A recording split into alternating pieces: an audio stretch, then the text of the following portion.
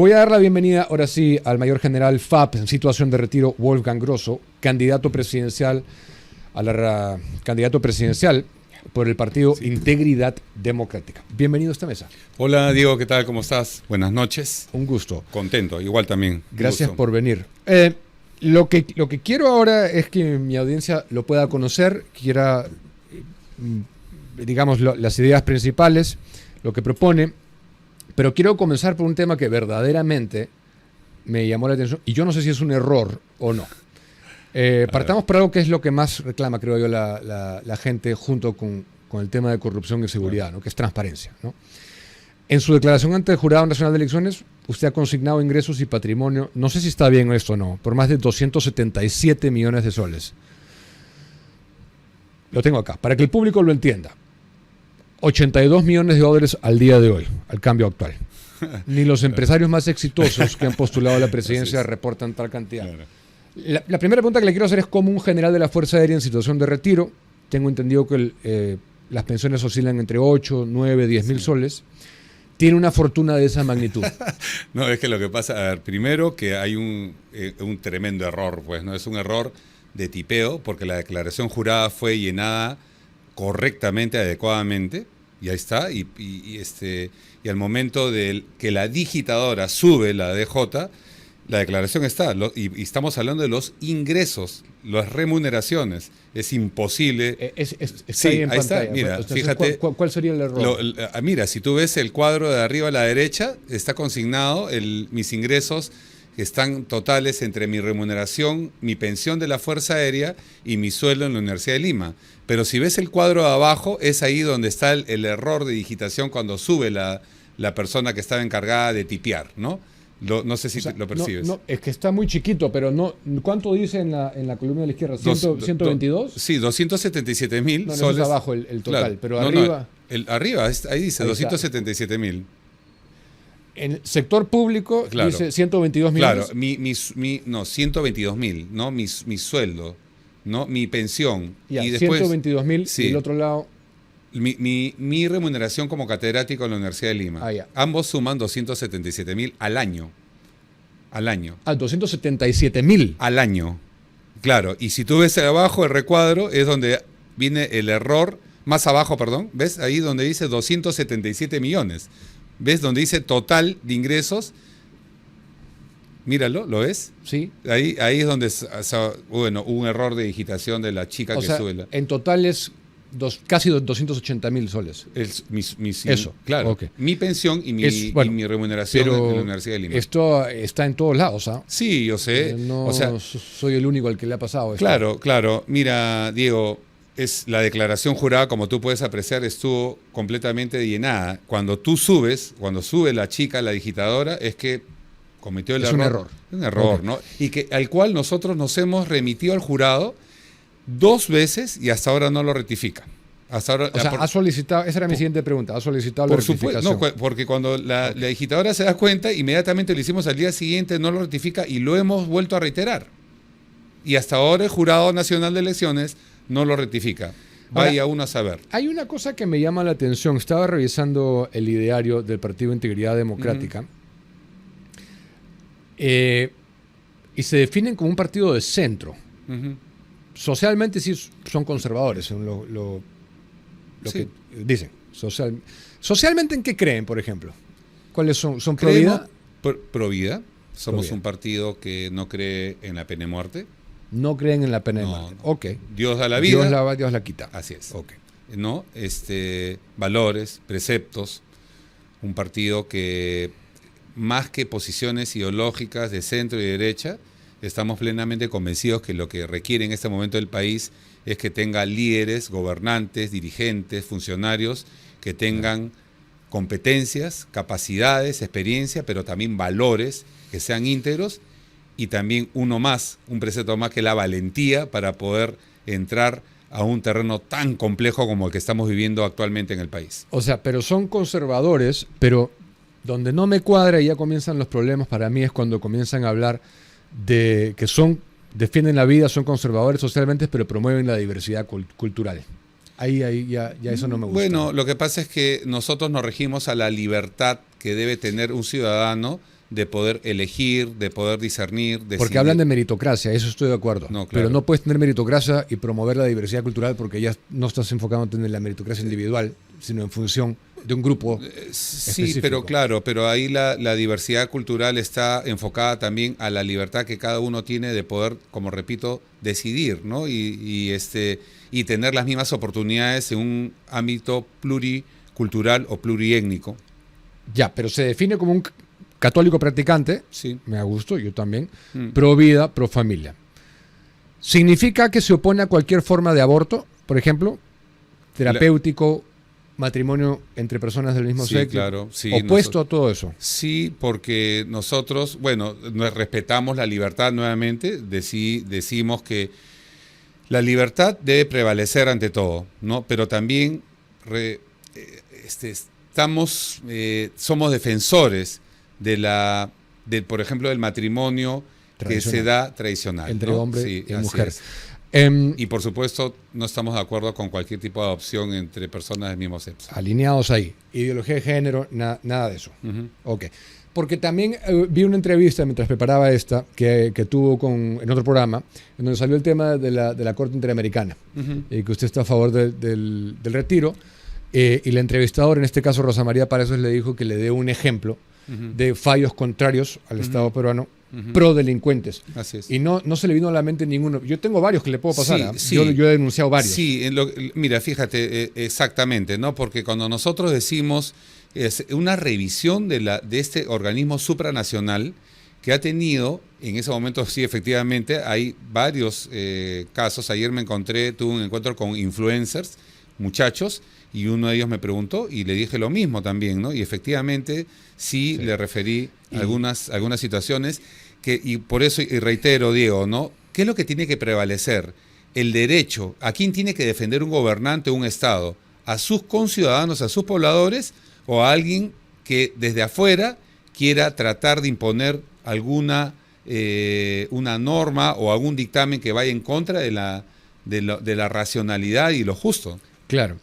Entonces, y tengo ejemplos de eso, no solamente del Perú, sino de otros países, donde han fallado a favor de narcotraficantes, de pedófilos, de violadores, de explotadores de niños, etcétera. Si quiere, con gusto se los puedo pasar. Perfecto. Luego. Ahora, me interesa mucho su especialidad en inteligencia.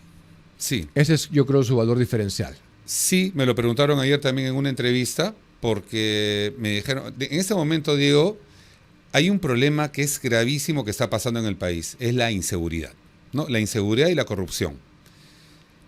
Yo creo que tú y yo y muchos estamos claros y convencidos que el origen de todo es la educación o la pésima educación que existe, ¿correcto?, en el país.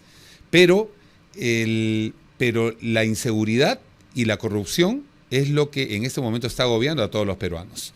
Sí. Entonces, claro, cuando me preguntó el entrevistador qué es lo que me diferencia, es lo que precisamente tú acabas de mencionar.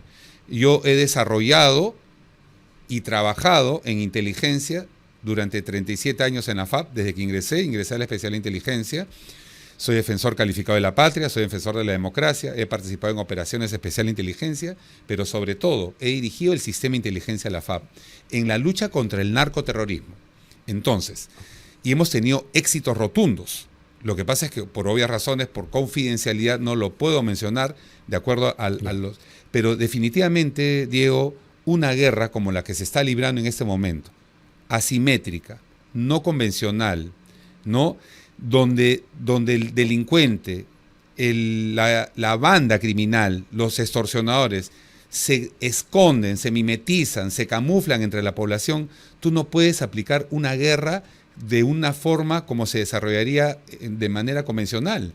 Porque así es. Lo que se tiene que hacer es ir, como te digo, selectivamente a esos blancos que se van a determinar, capturarlos, sacarlos de las calles, no masivamente. Entonces, y eso se va a hacer con una inteligencia que tenemos todas las competencias, todas las capacidades, te lo digo porque conozco perfectamente el sistema de inteligencia, a través de todos los sistemas, y sacar esta lacra. Yo lo digo y enfatizo, y no créeme que si por ahí me conocerás algo más, no prometo lo que no puedo cumplir. Y yo sí digo y enfatizo que en 6 meses se va a empezar a sentir la seguridad en el país. A estos delincuentes, a estas bandas criminales, hay que cercarlas, hay que ahogarlas. Tenemos que cortar su flujo financiero. Es muy importante la participación de la unidad de inteligencia financiera. Y cuando estamos hablando de la criminalidad de las calles, no solamente estamos diciendo el raterito, el delincuente que te roba un celular. Estamos hablando de minería ilegal, de tal ilegal, de trata de personas, narcotráfico. Todas estas amenazas se van coludiendo y va generando esta inseguridad que ha pasado a todo parámetro en el Perú. Otro tema que salió en esa entrevista, ahora que dice no prometo lo que no puedo cumplir. Bueno, hay militares que entraron con una promesa de campaña a este Congreso y la cumplieron, que era levantar la traba de no poder recibir, entre comillas, doble remuneración. Uno es una pensión ganada desde los 18 o 19 años y otro es un trabajo paralelo que se hace. Sí. Yo estoy absolutamente de acuerdo con eso. Pero eso fue otro tema en el que siento que se quedó con Rosa María Palacios. No, yo lo que le dije a Rosa María Palacios, mira, uno tiene que ser, no puede ser juez y parte. Te lo explico por qué. Yo se lo dije a Rosa María Palacios. Los militares que lucharon por los derechos y beneficios de aquellos oficiales técnicos que con todas las competencias tienen el derecho y la posibilidad de trabajar, estando con sus facultades y con el conocimiento adquirido por todo el tiempo, ¿no? Salen a retiro, tienen una pensión bien ganada, ¿correcto? Y pueden trabajar y recibir una remuneración. Claro. Que es perfecto. Eso es lo que tendría que haber un tope. No, a lo que voy yo, y yo se lo dije a ella, es que si hubiese sido mi caso, se recusaba. Yo me recusaba. No hubiera querido votar. Yo votaba a favor de darle ese beneficio, pero yo no lo hubiera recibido, me abstengo de recibir ese beneficio. Porque Ok, lo hace para los otros, pero no lo recibe usted. Así es. Ok, perfecto. Sí. Es una postura, pero no quiere decir que no esté a favor del principio de que se pueda recibir. Pero se lo dije a Rosa María. Okay. Es más, no quedó claro. Sí, bueno, se lo dije. De un comunicador, no quedó claro. Bueno, de repente. Ok. Pero me alegra que en todo caso sea así. Ahora, otra cosa que creo que es importante resaltar es que conoce todo el territorio sin excepción. No hay ninguna zona del país que no la conozca. Y eso fue precisamente lo que me motivó a entrar en este embrollo llamado política, porque creen que podría estar muy tranquilo en mi zona de confort bien ganada, pero la indignación que me genera el poder conocer todo el país y ver una población que cada vez está más desatendida y que no siente realmente la presencia del Estado, donde hay tantas desigualdades, eso fue lo que, y tantas injusticias, eso fue lo que me motivó más a entrar a la política, ¿no? O sea, conoce bien las zonas, por ejemplo, Mariscal Ramón Castilla, sí, el claro. Brain. Sí, claro. Todo. Es una zona es muy particular. Sí, no, aparte que he trabajado ahí también. Okay. ¿No? Sí. Regresemos un poquito en el tiempo, 2022. Pedro Castillo lo pasó a retiro. En el gobierno de Pedro Castillo, sí. No, bueno, Pedro Castillo. Sí, claro. ¿Eso cómo lo tomó usted? ¿Quedó como un ánimo de discordia, de revanchismo? Bueno, fue una... Porque es una carrera ilustre. Me pregunto por cómo puede tomarlo que, sí, en mi opinión, un impresentable como Pedro Castillo dándole una carrera así. Sí, tú no sé si has podido investigar o ver, yo he tenido una carrera prolija, distinguida, impecable. Todo lo he estudiado. Sí, ok. Entonces, en mi segundo año de general, me pasaron a retiro, me invitaron a retiro. Entonces, habría que preguntarle a las personas que tomaron la decisión, ¿no? Pero ahora ya es un hombre libre y puede opinar. Sí, ¿no? Entonces, lo único que te puedo decir que sí fue algo sorpresivo, porque yo tenía, como te digo, una carrera que estaba en crecimiento. Claro. Pero voy a otro, como siempre digo, los tiempos de Dios son perfectos. Como hombre de fe, como creo que lo eres tú también, entonces, a pesar de que en ese momento, y doy un componente adicional que fue muy duro para mí, que fue el fallecimiento de mi madre el día que me pasaron a retiro, ¿no? ¿El día que lo pasaron a retiro? Así es. Entonces, fue un golpe muy duro, un peso, una piedra que me pusieron sobre los hombros, pero resiliente y como hombre de fe resistí ese momento triste, incomprensible, pero me encomendé a Dios y se dieron dos situaciones que fueron maravillosas, como digo, ¿no? Porque Dios tiene los caminos designados y me dio la oportunidad de incorporarme a la Universidad de Lima como catedrático en la Facultad de Ciencias Empresariales Económicas en la carrera de Administración y también me dio la prerrogativa de poder formar integridad democrática. Si no me hubieran pasado a retiro arbitrariamente, injustamente como se le quiera llamar, no hubiera podido formar integridad democrática. Entonces, 2022 pasa usted al retiro. La maestría, tiene una maestría luego. No, la maestría la hice en el CAEN. Sí, en el CAEN. Y un doctorado también. Sí, yo soy maestro o magíster en Desarrollo y Defensa Nacional y soy doctor o PhD en Desarrollo y Seguridad Estratégica. Ambos programas titulados. Ok, entonces especialista en inteligencia y operaciones psicológicas, para ser específicos. Especialista en inteligencia y tengo cursos de operaciones psicológicas, también de inteligencia electrónica, de Desarrollo y Defensa Nacional. También he trabajado, mejor dicho, he sido director de movilización nacional.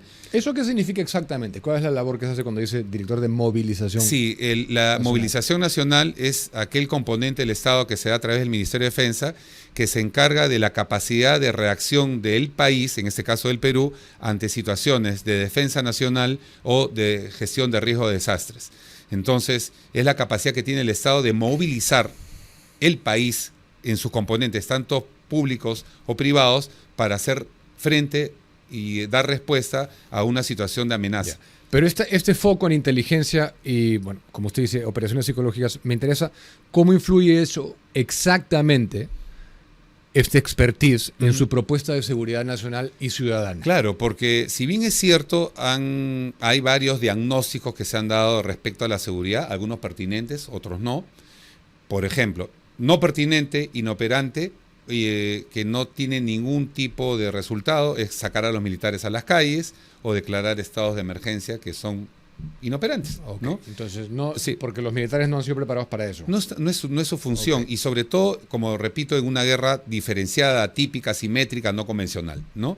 Entonces, otros sí son pertinentes, que algunos candidatos lo han dicho, que es la construcción de cárceles de máxima seguridad, ¿sí? Reforma del sistema penitenciario, de todas maneras, reforma de la policía, de todas maneras.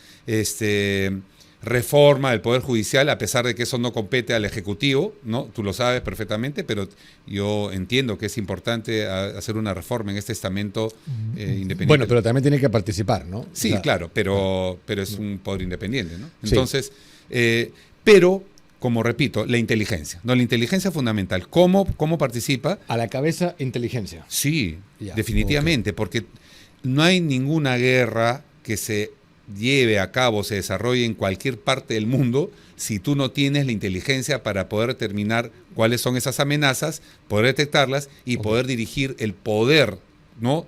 La capacidad de respuesta en el nivel que corresponda para hacer frente, aniquilarla y acabarla. Por eso digo, enfatizo, a esta criminalidad, si Dios y el pueblo me permiten gobernar, me la voy a arrasar. Tenemos que arrasarla, tenemos que ser implacables en esta lucha con estos delincuentes. Ese es un componente del problema, ¿no? Pero para no ser tanto éricos, le voy a poner un ejemplo concreto. 28 de julio le ponen la banda, juramenta. El día 30, Kast vota, digamos, a 300.000 personas irregularmente en su país y se vienen a Perú. ¿Qué cosas hace en ese caso específico? ¿Qué con la inmigración? Con la inmigración no. de esa específicamente, la que va a venir de Chile. La que va a venir de Chile. De Chile por disposición de Castro, presidente electo. Bueno, yo lo he dicho en una entrevista, si nosotros somos un país soberano y nadie nos tiene que imponer nada de ninguna manera, porque él lo ha dicho. No, pero no está diciendo se los mando a Perú, pero es obvio que se van a venir. Sí, pero bueno, definitivamente eso no lo aceptaría de ninguna manera. ¿Pero qué haría? No, cerramos la frontera y cerramos y tenemos un control y no hay forma que vengan a ingresar ciudadanos de manera ilegal al Perú, como se debió hacer en su momento, hace años, cuando llegaron pues tantos venezolanos, ¿no? PPK, en la época de PPK. Por supuesto. Pues, ok. O sea. Dice que no quiere, es otra cosa que dice, evitar posturas extremistas. En la derecha, ¿qué cosa le parece una postura? Me queda claro a la izquierda que puedan expropiar, nacionalizar, pero en la derecha, ¿qué cosa le parece una postura extrema? No, por ejemplo, la pena de muerte. ¿No? La pena de muerte. Cosas sociales. Sí, claro, sí. Ok, pero en economía. No, la economía, nosotros hemos manifestado que somos un partido que cree firmemente en la economía social de mercado. Tenemos que generar riqueza, tenemos que generar capital, crear zonas especiales, zonas económicas exclusivas, fomentar la inversión.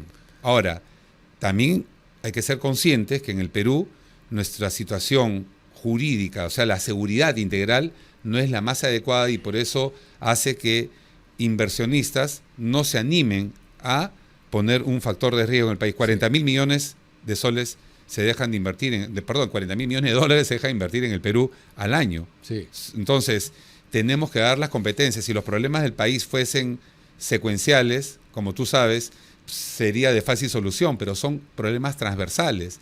Entonces, por un lado, tienes extorsionadores que a los emprendedores, por ejemplo, que mueven el 80% del país, los tienen acorralados, ¿no? Y por otro lado, tienes a grandes empresarios que no se animan o no se apuestan porque no hay una seguridad que les garantice, hay incertidumbre.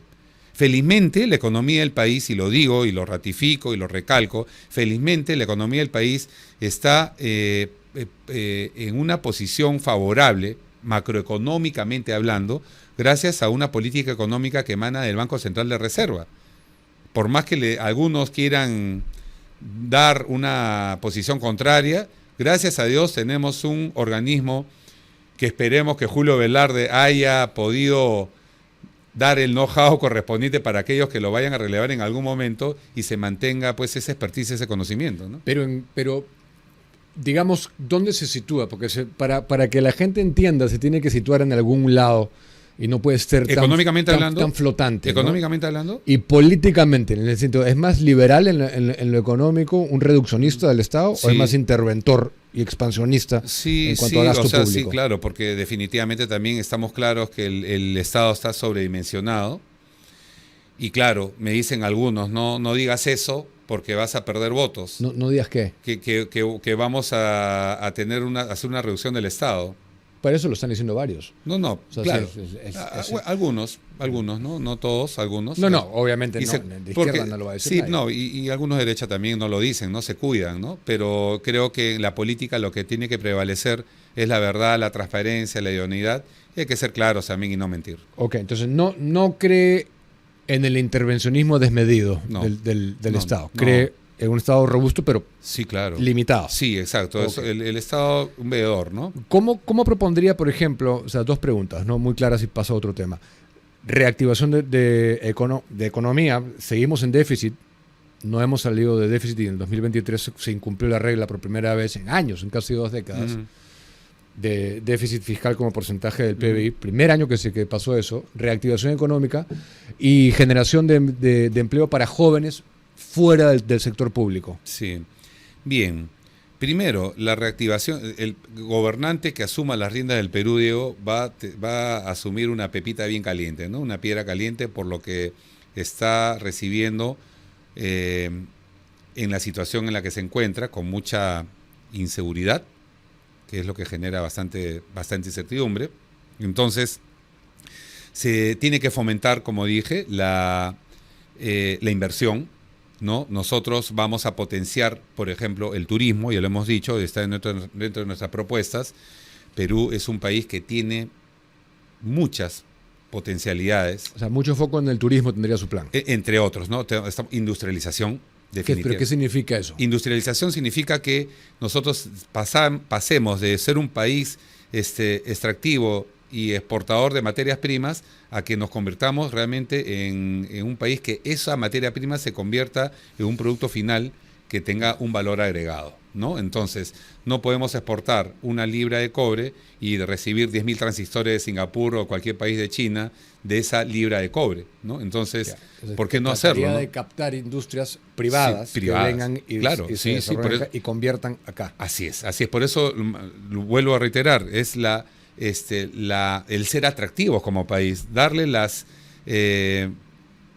facilidades y también darle la tranquilidad a aquellos que quieran invertir en un país que sabemos nosotros va a ir en alza en ese sentido. No sé si pudo ver la entrevista que hicimos el día antes de ayer sobre la compra de los aviones FAB. Me imagino que es un tema importante usted como hombre de la FAB. No la vi. 3 propuestas. ¿Con quién fue la entrevista? Que ha quedado con el que era viceministro hasta hace poco, César Torres. Ok. Mayor general FAB. 3 propuestas, ¿no? ¿Cuál propondría comprar usted? No sé si las tiene en la cabeza o no. Sí, el Rafale, el Saab Gripen y el F-16. Lockheed Martin F-16. Sí. ¿Cuál propondría comprar usted? El F-16. El más caro. El mejor. 250 millones de dólares. El mejor. Ok. Para mí, la mejor plataforma. Alineado, pero se va a necesitar una partida presupuestaria adicional de los 3.500. Por supuesto. No sé si el general Torres lo dijo, pero definitivamente cuando tú haces una compra así, no solamente compras el sistema. No, sino, infraestructura adicional. Por supuesto, Lo claro. dijo. Y calculó que va a salir como, si es que se va por 7.500 millones, por lo menos. Él dijo un poco menos, pero eran como 6.000 y tanto, casi el doble. Claro, sí. No, el doble, claro. ¿Usted recomendaría comprar los Lockheed Martin? Sí, pero plataforma que se compre igual se va a gastar en ese gasto adicional, en entrenamiento, simulador, combustible, repuestos, etcétera. Okay. Entonces, no, es que me interesa porque es una opinión de alguien del sector. Sí, que conoce. y ahora no solamente se tiene que equipar a la Fuerza Aérea con este sistema, sino también se necesita, por ejemplo, de acuerdo a la modernidad, a la realidad, a lo cíclico que es justamente el mundo, y sobre todo en el ámbito castrense o bélico, para la defensa se necesitan, por ejemplo, drones, ¿no? Eso está claro. Y se tiene que fomentar y potenciar una capacidad disuasiva, ¿no? Disuasiva. Ya no quiero entrar mucho al ámbito técnico-militar, pero se necesita también una capacidad disuasiva. Vas a tener, cuando tengas 500 drones o 1.000 drones, que te puedan hacer mucho daño más allá, allende o más allá de las fronteras, ¿no? Pero depende del territorio también, ¿no? Sí, pero depende de qué territorio, porque un dron en medio de la nada para campos de cultivo de coca en Caballo Cocha. No, me refiero para la defensa nacional. Okay. Para la defensa nacional. Última pregunta de economía, quiero pasar a otra cosa. Hay una pregunta que le voy a hacer. Su respuesta me va a decir todo lo que creo necesita saber mi audiencia en materia económica. ¿Qué haría con Petroperú? La privatizo. La privatizo. O sea, ojo, y quiero enfatizar acá también y quiero comentar lo siguiente, porque incluso hasta de mi misma militancia, te lo comento algo anecdótico, del norte del Perú, de Talara mismo, me llamaron y me dijeron, pero doctor, usted tiene que pensar, los sindicatos están diciendo que no es posible porque es un bien estratégico, y cómo hacemos en caso de una guerra, porque si está privatizada no nos van a dar combustible para nuestros tanques, nuestros aviones. O sea, ese es cuando hay un discurso que no va asociado a la realidad. Muy Entonces, claro. ¿no? Me gusta esa respuesta claro. y esa decisión. Claro que está claro que quien entra a gobernar va a tener que tener algo de muñeca política, sí, porque eso fragmentación. es la decisión que tiene que tener un estadista, un gobernante. Y ¿no? eso es lo que le critican a los militares, que no son muy dialogantes. Sí, pero esto no tiene nada que ver con el diálogo, sino con lo que es la mejor propuesta para el país, ¿no? No puede ser posible que una entidad que en los últimos 4 o 5 años ha venido succionando los gobiernos de turno como una caja chica, nosotros le inyectemos dinero de la plata de todos nosotros, los impuestos, ¿no? ¿Está de acuerdo, por ejemplo, con que, y esto lo está preguntando alguien que navega con nosotros a esta hora, es que la audiencia de edición especial es muy perspicaz, pues es una audiencia trabajadora y pensante? Hay jueces que se niegan a cumplir la ley. Lo estamos viendo en el caso de las ONG. Salió airoso IDL nuevamente. ¿Qué podría hacer en ese aspecto? Bueno, es una situación bien compleja porque acuérdate que el poder, acá primero hay 3 poderes independientes, que tú los mencionaste, ¿no es cierto? Ejecutivo, legislativo y judicial. Pero hay otros poderes fácticos ocultos como la Junta Nacional de Justicia, el Tribunal Constitucional, la Defensoría del Pueblo y es la Fiscalía de la Nación, entonces... IDL, poderes ocultos, ¿no? Esa lucha de poderes. Entonces, como repito, tiene que haber una reforma, ¿no? Como estadista, como gobernante del Ejecutivo, ¿dónde se puede empezar a darle, desenmarañar, ¿no? Y sacar esta madeja, ¿no? Jalar la punta de la madeja, es desde un poder que es el poder legislativo, ¿no? Y los congresistas y aquellos que van a decidir también. Cuando dice en la porción de lucha contra la corrupción de su ideario, erradicar la corrupción en todas sus formas, ¿cómo lo va a lograr? Con medidas, con principio de autoridad, con eficiencia, con capacidad. Mira, nosotros estamos proponiendo que, por ejemplo, entre otras, ¿no? Entre otras, porque si hay corrupción, Diego, es porque hay impunidad. O sea, claro, ¿no? O sea, prácticamente aquí no pasa nada. Tenemos juicios largos, juicios que se alargan, se hacen engorrosos, ¿no? y no pasa absolutamente nada. Tienes autoridades que cometen un acto de corrupción y les dan una pena administrativa de 3 años o 5 años fuera de la administración pública, manteniendo sus bienes, sus dominios, y no pasa nada, y con sus cuentas bancarias gruesas, ¿no? Entonces, presidente de la República y alto funcionario del país debe cumplir cadena perpetua. Esa es una propuesta que tenemos nosotros.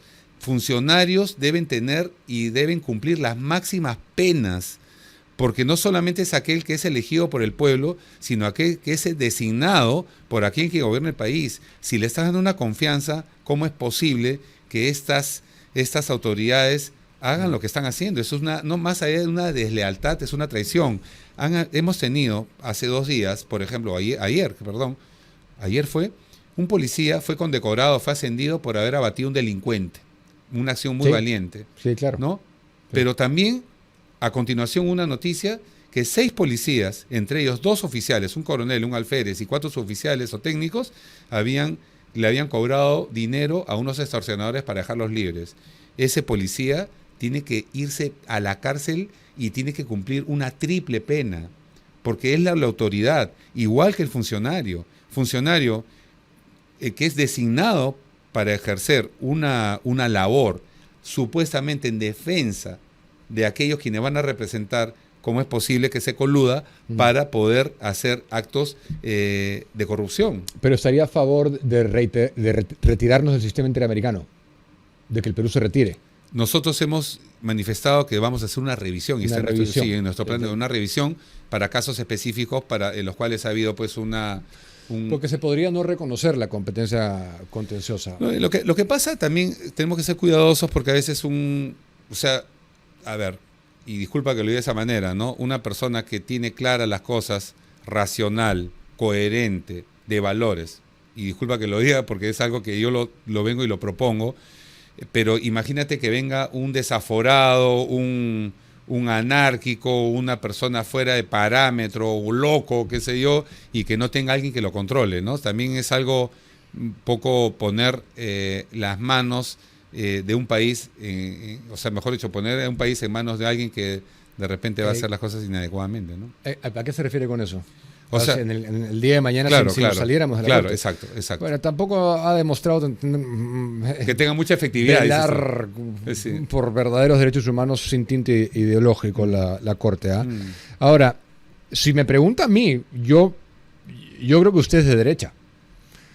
Y alguien le ha dicho que se defina de centro para no perder votos, pero eso le va a costar más votos. No, porque, por ejemplo, ¿no? También, y está en nuestro ideario, está en nuestro plan de gobierno, que, por ejemplo, ¿no? En un país fragmentado y que viene ya con unos problemas sistémicos, donde hay muchas brechas sociales y mucha gente necesitada, se habla, por ejemplo, de los programas asistenciales, ¿no? Programas absolutamente compatible con la derecha. No, absolutamente compatible con la derecha. No, pero ves que dicen que en nuestra propuesta soy asistencialista y soy un hombre de izquierda porque dice, no, pero me lo dicen, ¿no? Entonces, pero es que no tiene doctrina clara quien le diga eso. Esa es una de las discusiones que yo tenía todo el tiempo con Philip Butters cuando se empeñaba por acercarse al centro.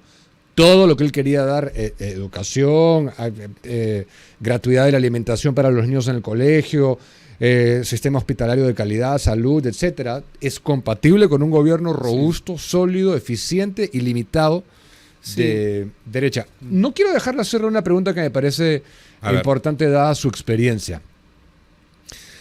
¿Cómo va a garantizar que los servicios, porque usted conoce territorios inhóspitos, donde yo también por la profesión he tenido la suerte de asistir, como Mariscal Ramón Castilla, Caballo Cocha, etcétera, que los servicios sociales que usted quiere poner lleguen a zonas como el BRAE, por ejemplo? ¿Cómo garantizaría que llegue a servir a esa población? Control, eficiencia, una capacidad operativa del Estado para poder hacer que esos programas se cumplan con eficiencia. Mira, bueno, voy a tomar como ejemplo una reunión que tuve con la presidenta de Vaso de Leche de Surco, ¿no? Por ejemplo, quiero remitirme un ejemplo. 1.200.000 soles recibe este programa en Surco y eso lo ejecuta la municipalidad. ¿Qué porcentaje de ese programa recibe, o sea, de los que son beneficiarios? El 40%. Fíjate. En Surco. Precios sobredimensionados, ¿no?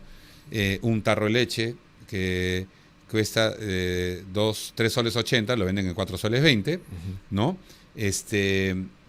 Le ponen, y me lo explicaba, porque después, eso fue, perdón, hace una semana, y ayer me reuní con la presidenta de los comités de vaso de leche de todo el Perú, ¿no? Me comentaba que ahora hay mucha colusión entre empresas privadas y también dirigentes de vaso de leche que están dispersos por todo el Perú. Entonces, entran los cereales, le ponen 12 gotas de leche y lo llenan de cereal, por ejemplo, el vaso, ¿no? Sí, entonces, bueno, es un asco eso, ¿no? Pero control, o sea, yo le decía a esta señora, ¿no? Por ejemplo, ¿no? A ver, ¿por qué las presidentas, las encargadas o hombres, no sé, de los vasos de leche no reciben un bono? Sabes que no lo reciben, ¿no? O sea, honoren, entre comillas. Pero son personas que están trabajando todo el día administrando los recursos para las personas. Está mal planteado, claro. Mal planteado. O sea, mal planteado. Denles, no estamos hablando de un salario mínimo, no, denles un bono. O sea, por el tiempo que están dedicándole, en vez de hacer esta señora un emprendimiento en su casa, no sé, vender marcianos, adoquines, torta, lo que sea, está dedicándose a eso. Démosle un bono. Sin embargo, tiene que haber ese control para aquella persona que cometa, porque ahí sí estaría en un acto corrupto, si es que hace lo que muchas veces hacen, lo que me indicó la señora, de estar, meterse pues en esos contubernios para beneficiarse, ¿no? Ahora, nos queda poco tiempo. Déjame preguntarle lo siguiente. Asumo que si se está lanzando usted a la presidencia, ¿está postulando a otro cargo? Senador número 1. Está yendo al Senado también. Sí. Pero si se está lanzando a la presidencia, se puede leer que usted considera que es el mejor de los que hay, de los que tenemos para elegir. ¿Dentro de los partidos políticos? Sí, en este momento. Tengo las competencias, capacidades, experiencia y valentía. Ok. Le quiero preguntar, le quiero lanzar algunos nombres y que me dé una opinión corta, muy breve, para terminar. ¿Cómo los percibe, cómo considera que lo están haciendo, cómo han gestionado los que han tenido cargos públicos, etcétera? Y con eso terminamos. Keiko Fujimori. Bueno, es una dirigente política que ha tenido varios intentos y sin éxito. Creo que la población es la que decide, ¿no? Porque no es presidenta, a pesar de que ya creo que es su cuarto intento, ¿no? Esta va a ser la cuarta. Sí. Pero eso no es una opinión, eso es una descripción de lo que ha hecho. Bueno, tiene un partido que la está soportando y creo que políticamente tiene una cierta experiencia. ¿Le parece buena, mala, buena para el país? ¿Podría hacerlo bien? ¿Ha hecho algo bueno, rescatable? Bueno, no ves que no hacer algo bueno si no ha gobernado, ¿no? O sea, pero en el Congreso o como lideresa del partido. Bueno, yo me remito a un Congreso en general de las organizaciones políticas que han estado en este estamento que no lo han hecho bien. Claro, no, y anteriores, no. Ok. Rafael López Aliaga. Es un empresario que ha tenido éxito en el ámbito privado, llegó con ciertas expectativas a la Municipalidad de Lima, que parece que la población no está de acuerdo con él, y creo que a pesar de que aparece el número 1 en las encuestas, hay ¿Le parece que gestionó bien en la Municipalidad de Lima, que lo hizo bien como alcalde? No. ¿Le parece que lo hizo mal? General Williams. Es un militar destacado que está en un partido que no está, que tenga tanta aceptación en la población, ¿no? Y que se ha encontrado de cara con una postulación a la presidencia por la declinación de Batters. Roberto Quiabra. Igual, un general, lo mismo que el general Williams, ¿no? Y del otro lado, López Chao. ¿Qué opina de López Chao? No estoy de acuerdo con la propuesta que él dice de estatizar todo. Tuve la oportunidad de conversar una vez con él. Como persona, no... ¿Hace cuánto? ¿Cuándo era amigo de Polay o después? No, hace poco. No fue un encuentro muy casual, pero particularmente discrepamos, obviamente, en la propuesta, ¿no? O sea, no hay, para mí, ¿no? Y el partido, me refiero al partido que represento, no hay forma de que el Perú se estatice en su totalidad, ¿no? Estaríamos camino a ser peor que Venezuela o cualquier país de esa naturaleza, ¿no? Bien, general, un gusto conocerlo. Igualmente, Diego, un gusto. Estoy seguro que nos estaremos viendo nuevamente, esto recién comienza. Muy amable, gracias, Diego. Suerte. 8:02. Cuando quieres cambiar dólares desde cualquier lugar, te recuerdo que solo necesitas tu celular o tu computadora. Dollar House es una casa de cambio 100% online, segura. y registrada en la Superintendencia de Banca y Seguros. Cuenta con el mejor tipo de cambio del mercado para empresas y personas naturales. Operaciones rápidas y la seriedad que buscamos. La cambian ya más de 18,000 empresas que confían en ellos. Cambia tú también y empieza a ganar con su tipo de cambio. Ingresa tu código Diego para ingresar a sorteos mensuales. Pagamos más, cobramos menos. Dollar House. Bien, ahí lo tienen. El mayor general FAP en situación de retiro, Wolfgang Grosso, candidato a la presidencia de la República por el partido Integridad Democrática, que aparte postula al Senado con el número 1 por dicha agrupación.